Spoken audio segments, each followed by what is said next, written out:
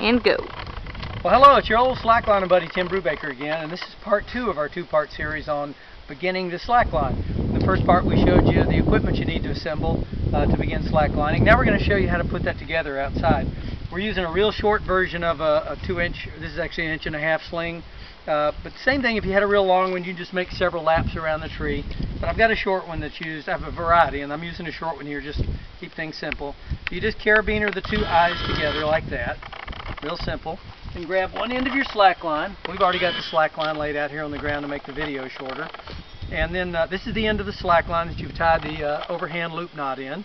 So just put that loop through the beaner like that, kind of make sure everything's oriented towards the opposite tree, and then just kind of feed your slack line through this way. So we'll walk down here, Miss Camera Lady, and keep the twist out of our slack line. Down to the other tree, where we've done the same thing. Except on this end, this is the end where we have the ratcheting cargo strap handle.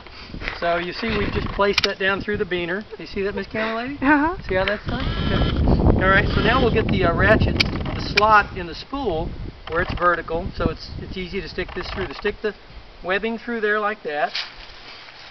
Take it, just pull all the slack out of it, like so. The tighter you pull it here, the less you have to crank.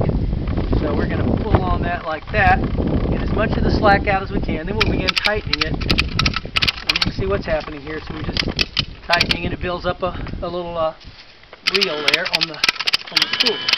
So get it as tight as you want it. Okay, there you have it. That's how to set up slack line. If you've got a brand new slack line like we just described, all the knots you tied for the loop knots are going to tighten, so this will tend to loosen as you get on it and load it. So you have to go back and retension the line a couple times before all your knots are really tight. But once you get that, you know, the rest is easy. Just jump up on it like that and begin your slacklining. So that's it. Thanks, and let's have some fun.